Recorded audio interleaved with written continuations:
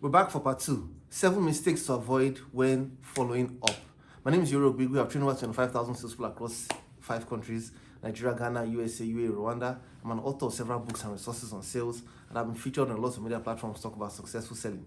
I worked in an organization where I was given a target to sell to 20 high net worth individuals. I was able to bring in 21 high net worth individuals in a single month. I also participated in a sales competition where I won, and I was sent for the World Cup for an all-expense paid trip. I moved to another organization where I was able to double my portfolio by over 100% in just 11 months. I'm the CEO for Advantage, and our specialty is in Salesforce management. This means we work with sales teams, with the team leads, the CEOs, to help them optimize their sales teams and help them get results faster and in record time. So, ladies and gentlemen, in part 1, we looked at two mistakes salespeople make when it comes to follow-up. We said number 1, the wrong mindsets. I'm explaining that in detail. Number 2, we said poor first impressions. Now, number 3, no sales process. When there is no sales process, follow-up becomes almost impossible. Now, what's the connection between follow-up and an effective sales process? Remember, the purpose of a sales process is to bring predictability of outcome. It's to bring predictability of results. When you build a sales process, you want to make sure that certain things are taken care of. Number 1, you want to make sure that you're able to build rapport with the prospects. Number 2, you want to make sure you've identified the needs. Number 3, you want to make sure you qualify correctly. And when you qualify, you're looking for financial capacity, you're looking for decision-making process, and you're looking for urgency. Now, just imagine if you don't follow a sales process, meaning you sell to a particular prospect, but you didn't build rapport. There may not be enough conviction or reason to get on the phone with you again. Or you sold to the person, but you didn't identify any need in the sales process. You didn't spot any need. There may not be any reason for us to continue, because it means the prospect is saying, the prospect's mind, the prospect doesn't need your product or service. And if it's not needed, there is no reason why they're going to buy it. Number 3, you didn't qualify. This means that the person you're talking to is not even the person who can pay, or is not even the final decision maker. Therefore, in his mind or her mind, they're wondering, I don't need to follow up. Why am I picking your call? What do you want to talk to me about? I'm not even the one who has the money here. I'm not the final decision maker. So in the second point, in the first video, remember I mentioned something there, and I said, when you meet a prospect for the first time, there are things you must take care of. You must create a strong impression so that they are willing to meet with you for another meeting. Now, when you've now gone for this other meeting, you've booked another meeting. You've now gone through this meeting. That's what I'm talking about here when I say no sales process. You've gone to the meeting and you engaged, but while you engaged, you didn't use the sales process. There was no proper plan. You're supposed to move from primary features, what your product has in common with your competition, to secondary features, what differentiates you. You're supposed to begin with a series of planned, open-ended questions, all the way to a series of closed-ended questions.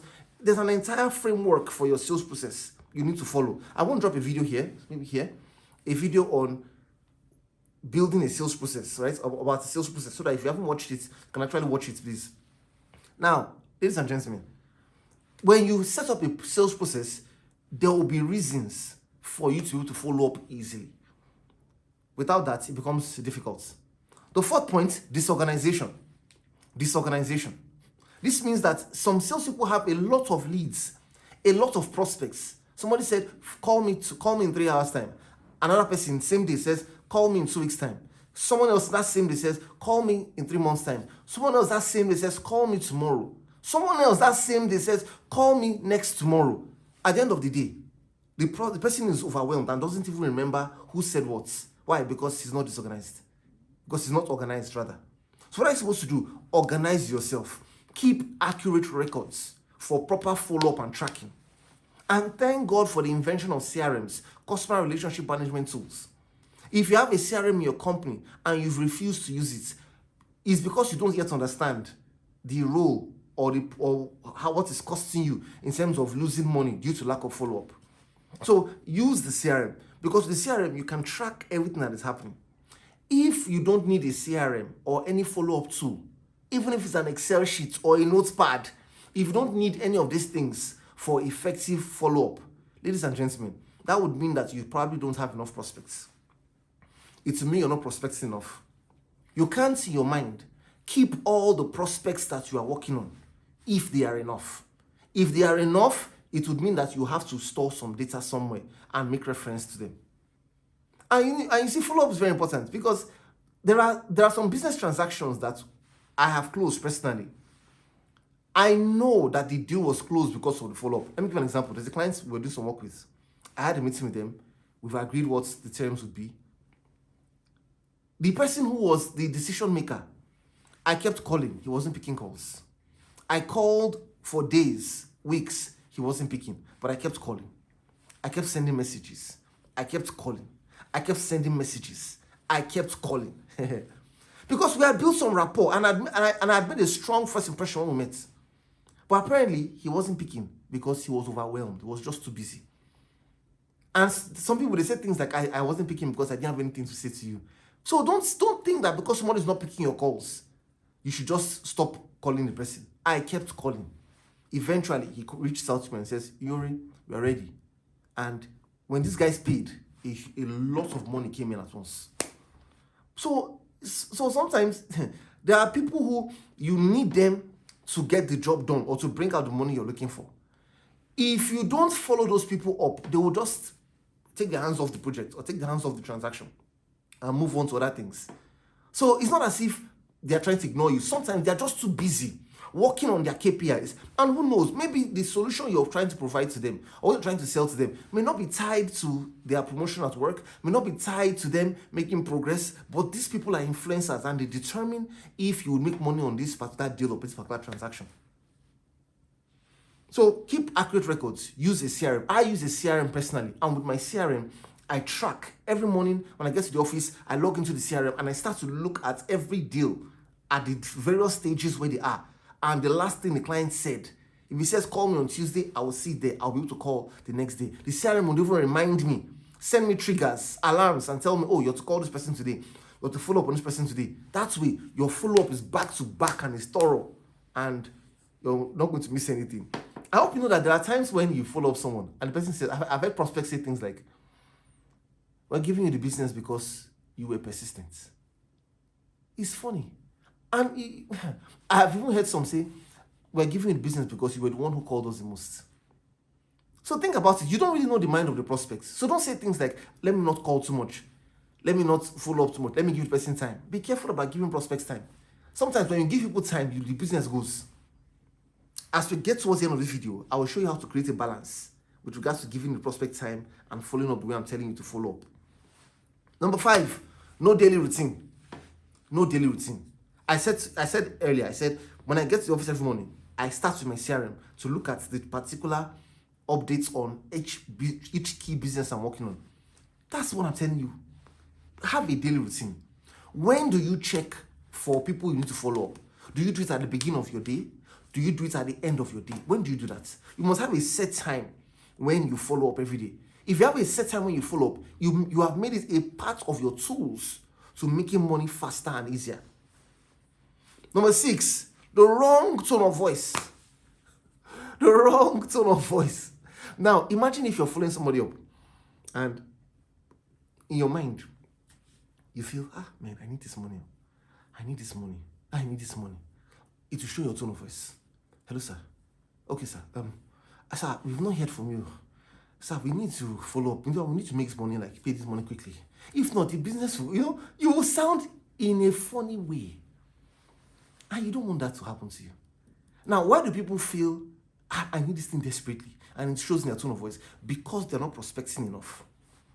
If you're prospecting enough and you have enough deals in your pipeline, you're keeping accurate records. The moment you open your Excel sheet or open your CRM and you see the long list of potential buyers you have, you're not going to be desperate. You're not going to sound, Mr. Prospect, sir, please, I just want to remind you about it. Because you know that even if he doesn't pay, remember, in the first place, you're even doing him a favor. Because when you sell, the person who is benefiting the most is the prospect, not the salesperson. Because selling means, Mr. Prospect, what I am giving to you is far greater in value than the money I'm telling you to pay. This means, Mr. Prospect, you are actually underpaying. You are getting way more in value than the money you are giving me. This means that when you sell, the prospect is one benefiting. At least more than you, the salesperson. So you are doing the prospect a favor. So when I'm calling you to follow you up, I'm actually helping you.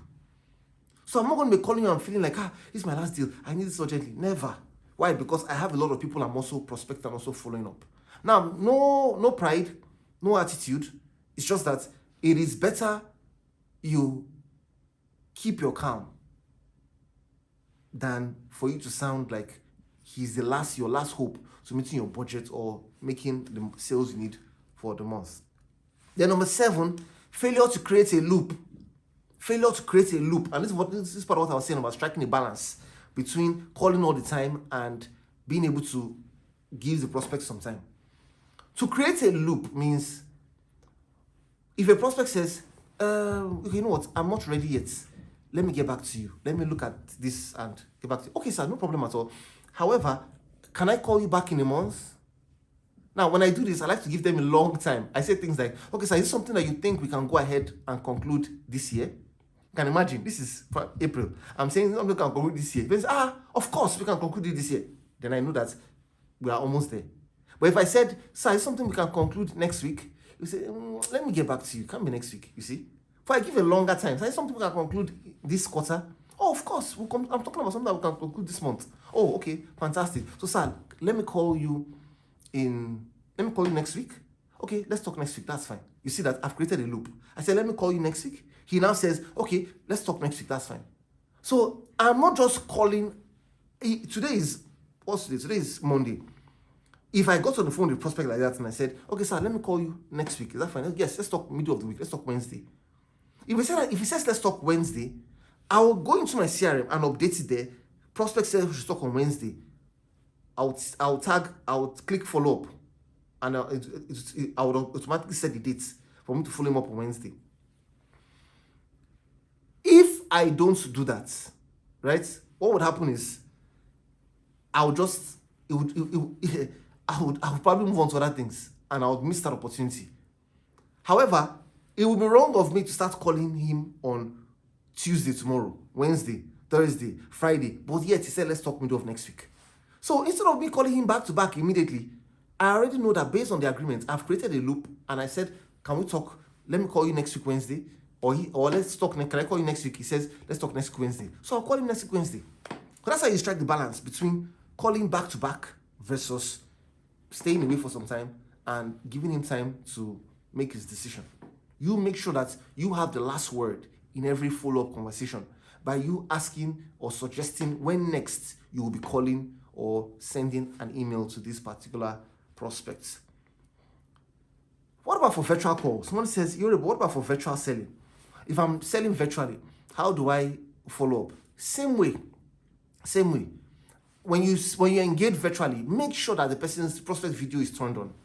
Because, you see, in communication, 7% is what you're saying. 38% is how you're saying it.